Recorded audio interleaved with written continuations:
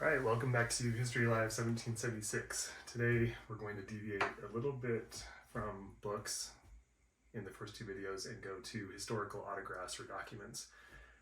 I'm also going to try to attempt to splice two videos together and at least get a taste of how to edit a video properly. But first, I've got two autographs, or documents with autographs on them here. This one, we'll start with the smaller one, is a Winston Churchill autograph. I don't have a letter of authenticity from this except for the seller who obtained the document from a legitimate source. But there are some unique features on it that help me to realize or to feel that it is actually a legitimate signature of Winston Churchill. First, you can tell that it was from a larger document that he signed that was typed out. So it shows that there were enclosures here. And you can't probably tell at the top, there are the bottoms of some of the words at the last line of the page that have been cut off when someone decided, hey, I just want the autograph. I don't want the rest of the letter, which is unfortunate because the letter itself could help to lend some more historical context to the signature itself. And it actually raises the value. But I can tell in looking at this autograph that it was done in fountain pen, and fountain pens don't spread the ink always evenly, and so you can see that they're better than the pens dipped in ink, but still not quite the same as modern day pens. So that's a Winston Churchill. I actually have a basically uncirculated 5-pound note from England with Winston Churchill on it as well. This document right here was signed by Brigham Young, who was the territorial governor of the Utah Territory at the time of this letter.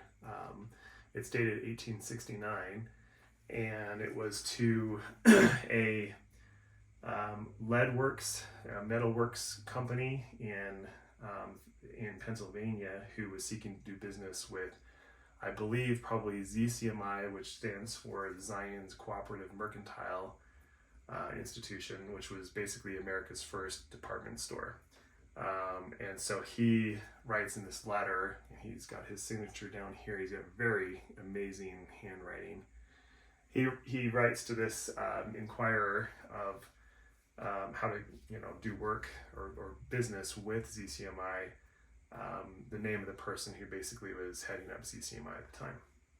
So those are two of the ones I have. I'm going to switch to a handheld device to be able to show some of the other historical documents and signatures I have in my collection.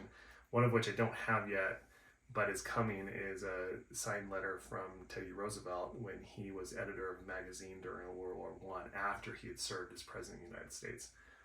So I'm excited to get that, and I'll probably have a follow-up story on that. But for now, I'm going to stop this portion of the video and switch to a different mode and show some of the other things I have. Okay, so this is another one of the documents I have. This is actually a copy of the address to the nation that George W. Bush gave on September 11th, 2001, after the terror attacks on the World Trade Center. You can see, if I zoom in here, that it does say the White House, Washington. Now, this doesn't mean that this actual document was the one he had in his hands when he was giving the actual speech, because you can find these periodically online. He signed several copies of this as souvenirs for staffers and other individuals. So you can find these online. A lot of times they can get very pricey, but sometimes you can get lucky. Usually there's a few of them out on eBay. But if I could show you the back of this where he signed it, it actually was done in Sharpie and it did bleed through. But it's framed, so I'm not going to pull it out. Not a signature or a document printed or written by a historic figure, but this actually is a page from a book in German that was printed in 1751 by Benjamin Franklin in his print shop. So another unique document that is tied to someone in history. Now, if we go over to this framed a couple of documents, I guess. The first one is a clipped word, 1000, by George Washington. A lot of times if there's documents that are incomplete or damaged, maybe don't have a signature but have been authenticated, which this one has been by an authentication house, sellers of those documents will just cut the individual letters, or sorry, not letters, but words out of the document and sell them individually, and that's how I got this. So this is a word, 1000, written by George Washington. This one is 2 words, resolves by, written by John Hancock, the president of the Continental Congress. So that one, same story. It's authenticated, but it was removed or cut out from a larger document. So now if we move over to closer to the bookcases here, I have I guess I could zoom out here. My stabilizer thing is not cooperating here, but this is a Charles Dickens signature. So you have here, you can't really see it because they framed it or put matting over it, but it does say, "Faithfully yours, Charles Dickens." The authentication house, JSA, is the one that authenticated this, and they do have a photograph of those 2 words above his name, "Faithfully yours," as part of that photograph and the authentication that is actually registered online by JSA. So that is Charles Dickens. Now we're going to move over to here and show you a check that was signed by Robert Louis Stevenson, who wrote the famous book Treasure Island, amongst others. So this was from the Bournemouth, England branch.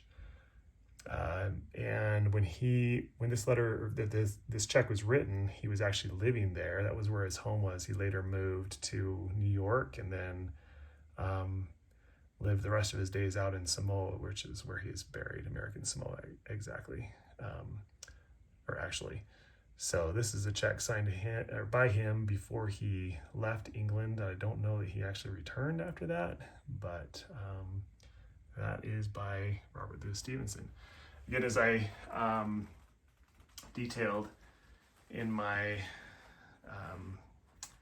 first half of this video, I do have a letter from Teddy Roosevelt coming, a complete letter, so I'm excited to get that as well, but I will probably do that as a follow-up story to this one. Again, just, if you're collecting autographs, make sure that you either have them authenticated or a very reliable source, or you yourself are such an expert on those autographs that you can tell if it's an actual autograph or not. You don't want to spend the money on these things and not have a legitimate autograph. So hope you enjoyed watching this, and stay tuned for the next segment of History Alive 1776.